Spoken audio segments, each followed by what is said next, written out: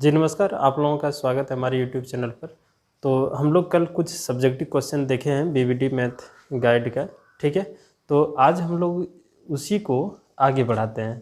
जैसे कल का क्वेश्चन हम लोगों का था कि √2, √3, √5, √7 एक अपरिमेय संख्या है, उसको कैसे साबित करना है, ठीक है। और वो क्वेश्चन अभी भी यहाँ लिखा हुआ है, आप इसको एक बार फिर से रिविज़न कर लीजिए।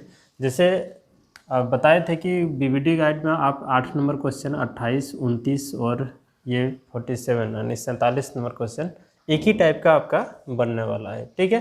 तो हम आपको इसमें बताए थे कि कैसे इसमें क्वेश्चन को रिप्लेस कर देना है ना, जगह को सिर्फ बदलना। जैसे हम बताए थे कि यहाँ आप ये देख पा रहे होंगे कि √3 क्या है, एक अपरिमेय संख्या है। इसको हम लोग कैसे साबित किए हैं, तो √3 क्या है, एक परिमेय संख्या है। और फिर इसको P/Q के रूप में लिखे और यहाँ हम लोग लिख देंगे कि P और Q क्या है, तो सभाज्य संख्या है, ऐसा हम लोगों को लिखना पड़ेगा। यानी कि इन दोनों का जो HCF आएगा वो कितना आना चाहिए, 1, यानी कि उभयनिष्ठ गुणनखंड कितना आना चाहिए, 1 आना चाहिए। तब दोनों तरफ हम लोग वर्ग अगर कर दें तो दोनों तरफ वर्ग करने पर ये हो जाएगा आपका 3P² / Q²। अब इसको जो है ना इधर गुना कर दें तो ये इस रूप में आ जाएगा।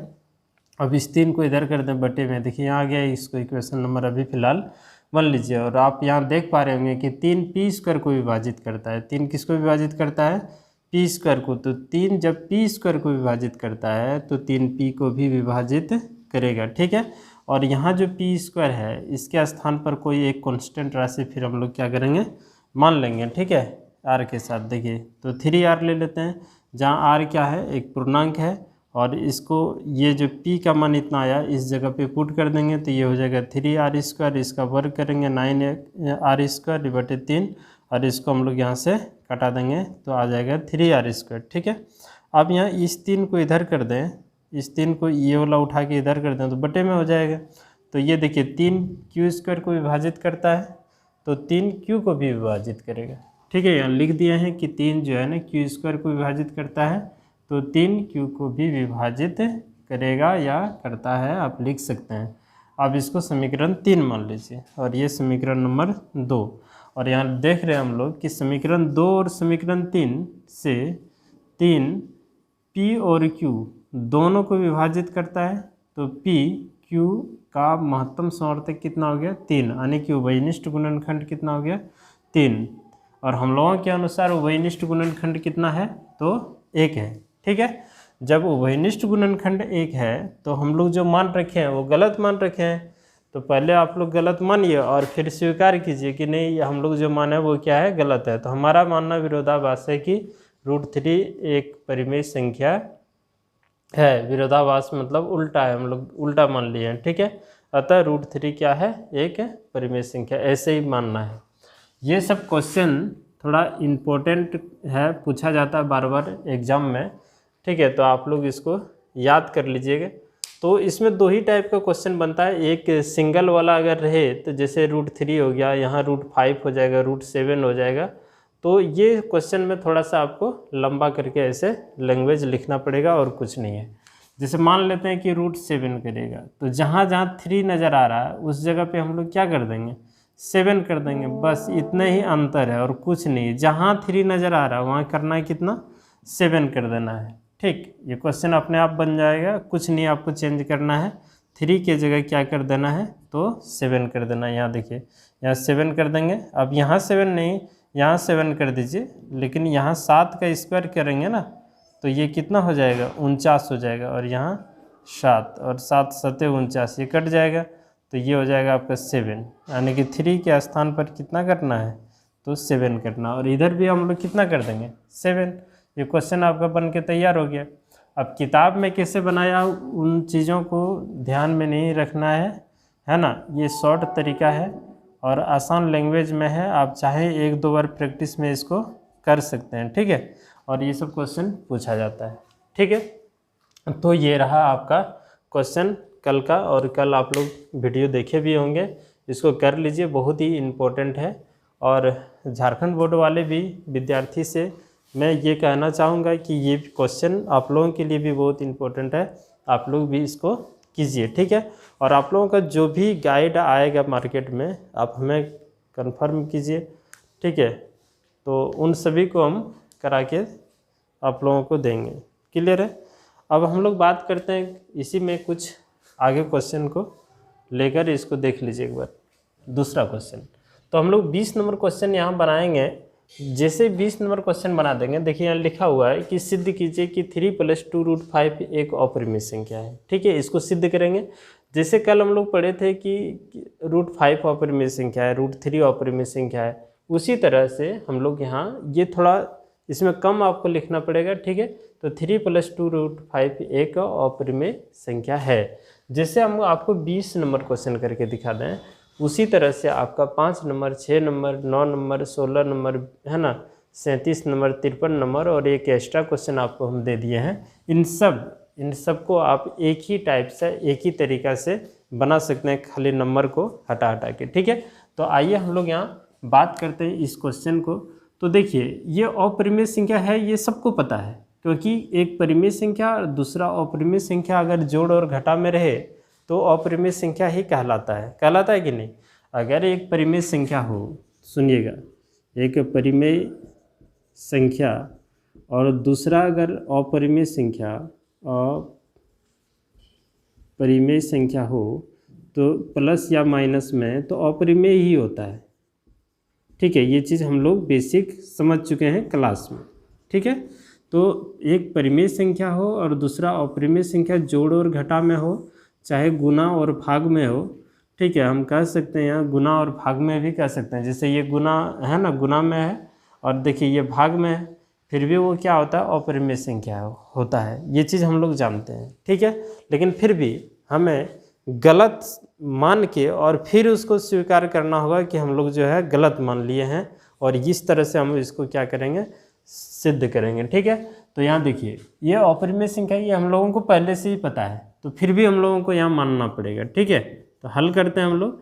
यहाँ लिखेंगे, माना 3 + 2√5 एक परिमेय संख्या है, एक परिमेय संख्या है।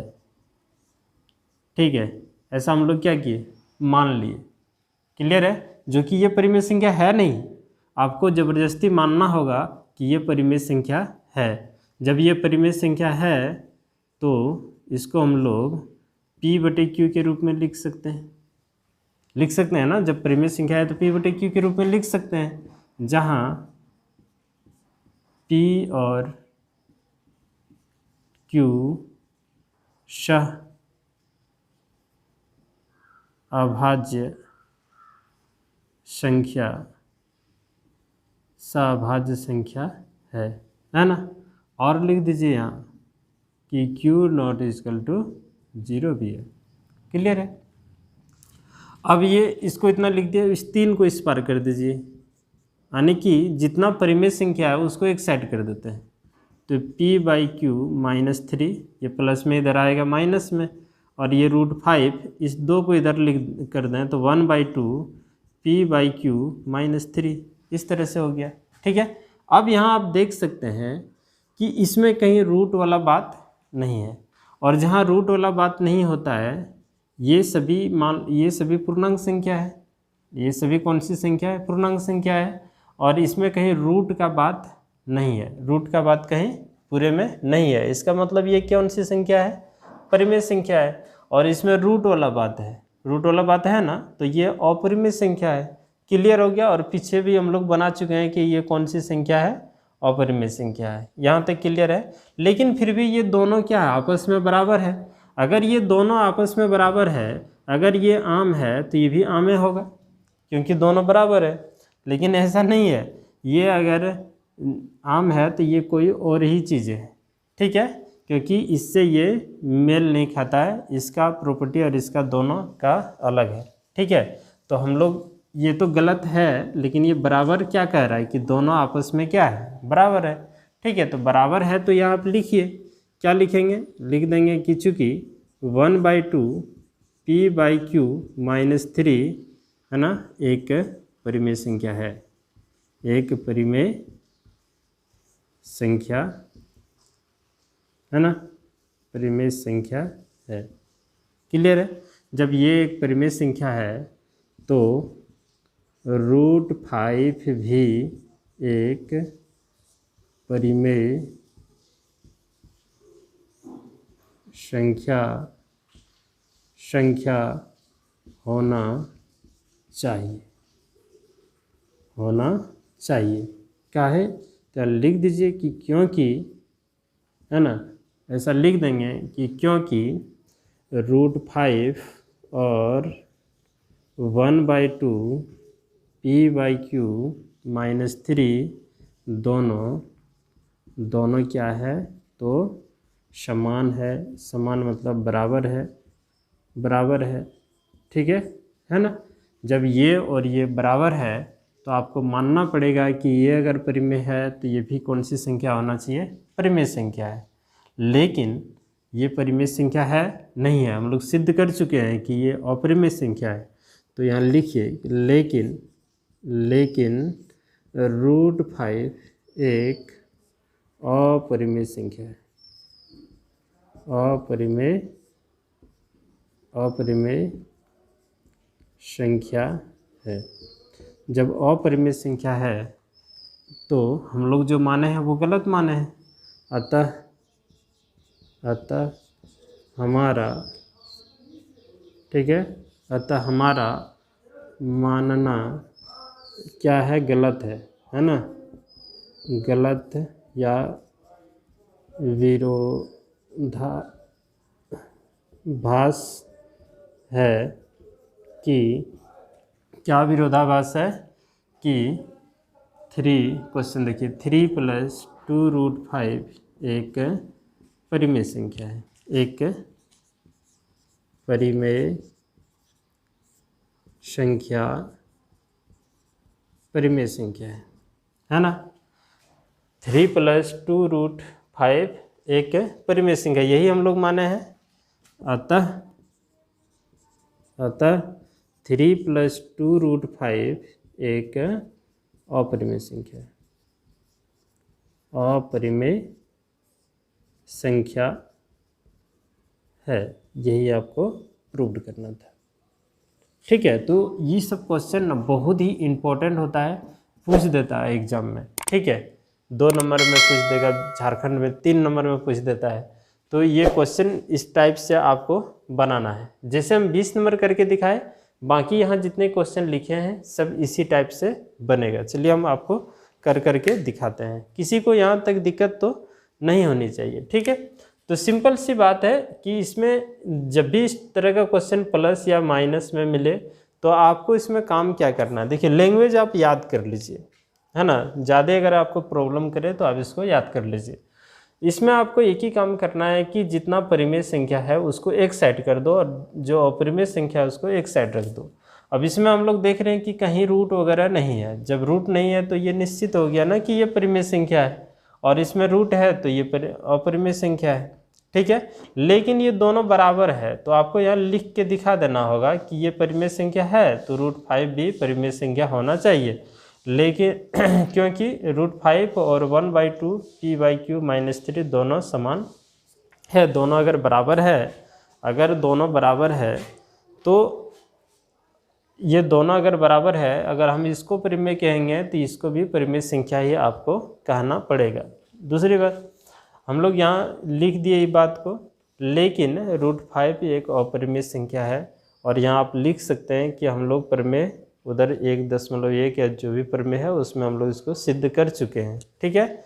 अतः हमारा मानना क्या है, विरोधाभास है कि इतना जो है एक परिमेय संख्या है।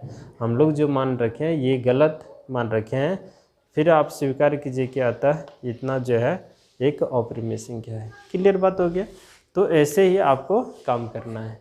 इसमें से कोई भी क्वेश्चन आप बोले, किसी को भी बनाइए। जैसे मान लेते हैं कि हम ये 37 नंबर क्वेश्चन बनाते हैं, ठीक है। तो कुछ आपको करने की ज़रूरत नहीं है, इसको हटाना है यहाँ से, 37 नंबर क्वेश्चन यहाँ डाल देना है। क्लियर है। इसको हटा दीजिए यहाँ पर, तो ये हो जाएगा 4 - √5, और इसको भी हटा देंगे तो 4 - √5। क्लियर है। अब फिर इसको इस पार कर दें तो इधर बचेगा -5, और यहाँ हो जाएगा आपका p/q -4, ठीक है। अब चाहे इस माइनस को इस पार कर दें तो आपका हो जाएगा p/q है ना, और -4। इस माइनस को चाहे तो आप यहाँ गुना कर देंगे तो ये प्लस हो जाएगा आपका इस तरह से, ठीक है। उसके बाद आपको यहाँ ये वाला चेंज कर देना है, तो यहाँ लिख देंगे p/q + 4 एक परिमेय संख्या है, और ये तो √5 यहाँ है ही, कोई दिक्कत नहीं है, सिर्फ इसको बदल दीजिए आप, ठीक है। जहाँ जहाँ चेंज होने का जैसा है उसको चेंज कर दीजिए। ये √5 यहाँ भी तो कोई दिक्कत नहीं, रहने देते हैं। और इसमें ये वाला बात आप यहाँ बदल दीजिए, क्योंकि हमारा क्वेश्चन है 4 - √5। एक क्वेश्चन करेंगे ना तो इससे रिलेटेड जितना क्वेश्चन है सब अपने आप बन जाएगा, ठीक है। ये हो गया आपका प्रूव्ड। किसी को भी बना सकते हैं आप, ये बात आपको क्लियर हुआ। थोड़ा सा परिवर्तन क्या करना, जैसे ये वाला क्वेश्चन आपसे पूछ दिया जाए, ठीक है, एनसीईआरटी किताब में है। अगर ये पूछ दिया जाए 7√5 तो क्या करना है, कुछ नहीं करना है। देखिए यहाँ करना क्या है, इसके जगह यहाँ लिख देंगे 7√5, यहाँ भी लिख देंगे 7√5। इस 7 को इस पार कर दो, यदि इस 7 को इस पार कर दें तो देखिए ना यहाँ हो जाएगा √5 = p/q, और ये 7 है तो 7 नीचे आ जाएगा, तो हो जाएगा आपका क्या, तो ये हो जाएगा p/7q। अब ये देखिए ये p/7q एक परिमेय संख्या है, तो यहाँ पे इसको लिख दीजिए p/7q, ठीक है। बस जगह बदलना है और कुछ नहीं करना। यहाँ √5, यहाँ भी √5, इसको बदल दीजिए तो ये p/7q हो जाएगा, ये ठीक है। यहाँ आप बदल दीजिए इस जगह पर, है ना, p/7q, क्लियर हो रहा है। और यहाँ भी बदल दीजिए, लिख दीजिए, अच्छा एक मिनट, क्लियर है यहाँ। तो इस जगह पर हम लोगों को लिखना होगा, अतः हमारा मानना विरोधाभास है कि यहाँ क्वेश्चन लिखना होगा ये 7√5, ठीक है, और यहाँ भी लिख देंगे 7√5 इस तरह से, ठीक है। कितना सिंपल है। तो कुछ नहीं करना है, आपको सिर्फ स्थान चेंज करना है, यहाँ दूसरे क्वेश्चन को डाल देना है, बाकी सब ऐसे ही रहेगा। तो 2 टाइप से क्वेश्चन बनाए। अगर यही क्वेश्चन ये 7 नहीं रहता, केवल 5 रहता, तो ये लंबा वाला तरीका बनता है जो कल आप लोगों को हम पढ़ा चुके हैं, ठीक है, उसमें। अब यहाँ 7 रहे, 3 रहे, तो 3 रहे तो हर जगह जहाँ जहाँ 7 नज़र आ रहा है वहाँ 3 कर देना है। अब एक और क्वेश्चन है 53 नंबर। 53 नंबर को समझिए थोड़ा सा, देखिए जैसे यहाँ है कितना 1/√2। तो जब भी इस टाइप का क्वेश्चन रहे ना तो अलग काम आपको करना पड़ेगा। यहाँ थोड़ा सा देखिए, ये है 1/√2 और ये सब वही रहेगा, ठीक है। तो यहाँ क्या करना होगा, इस जगह पे थोड़ा सा चेंज कीजिएगा।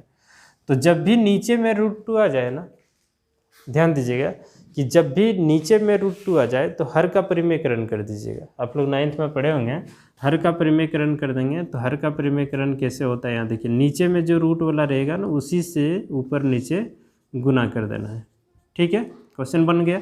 ये हो गया आपका √2 और √2 गुना √2 हो गया 2, और इधर हो गया p/q। अब ये देखिए परिमेय संख्या, इसको इधर कर दें तो ये हो जाएगा √2 = 2p/q। बस हो गया, कहानी ख़त्म। अब इसको यहाँ लिखिए 2pq। देखिए इसमें कहीं रूट लगा हुआ है नहीं है, तो ये परिमेय संख्या है। और यहाँ √2 है तो यहाँ कर देंगे √2, यहाँ जहाँ 5 है वहाँ √2 कर दीजिए, और इस जगह पे 2pq ऐसे, ठीक है। इस जगह पे हम लोग कर देंगे √2, क्लियर है। तो हमारा मानना विरोधाभास है कि क्या हम लोग माने हैं कि ये वाला जो है ना 1/√2 एक परिमेय संख्या है, अतः है ना इतना कौन सी संख्या है, एक अपरिमेय संख्या है, ठीक। ऐसे ही तो किसी भी तरह से क्वेश्चन आपको दे तोड़ मड़ोड़ कर तो आप बना सकते हैं, अगर मात्र 2 क्वेश्चन याद करते हैं उसमें, क्लियर है। तो आप बहुत मुश्किल चीज़ नहीं है, आप 1-2 बार अगर बनाएंगे, प्रैक्टिस करेंगे तो क्वेश्चन आपका आसानी से हो सकता है, ठीक है। तो ये क्वेश्चन आपका 5 नंबर से लेकर सीधा देखिए 5, 6, 9, 16, 20, 37, 53 और एक एक्स्ट्रा क्वेश्चन आपको दिए हैं। ये सभी क्वेश्चन आप लोगों से हो जाएगा, ठीक है। अब बात करते हैं कि 1 नंबर में कैसे पूछेगा। तो ये आप लोग बिहार बोर्ड के लिए 2 नंबर में पूछेगा और झारखंड बोर्ड के लिए ये 3 नंबर में क्वेश्चन आएगा, ठीक है। अभी एक नंबर की बात किया जाए तो आपको परिमेय संख्या और अपरिमेय संख्या को पहचानने आना चाहिए कि केस कौन परिमेय संख्या होता है, कौन अपरिमेय संख्या होता है। बात समझे? जिसमें रूट लगा हो परिमेय संख्या होता है, जिसमें रूट नहीं लगा हो अपरिमेय संख्या होता है। लेकिन जिसमें रूट लगा हो ज़रूरी नहीं कि हमेशा वो परिमेय संख्या हो। जैसे मान लेते हैं कि √4 है ना, ये आपका अपरिमेय संख्या नहीं, ये परिमेय संख्या हो जाएगी क्योंकि इसका वर्गमूल हम लोग निकाल सकते हैं। ठीक है, जिसका पूर्ण वर्ग संख्या नहीं निकले वही अपरिमेय संख्या होता है, और जिसका पूर्ण वर्ग संख्या निकल जाए वो कौन सी संख्या होता है? परिमेय संख्या होता है। क्लियर यहाँ तक हुआ आपका बात? तो ठीक है, अगला क्वेश्चन हम लोग कल करेंगे, आज हम लोग यहीं रखते हैं। ठीक है, धन्यवाद।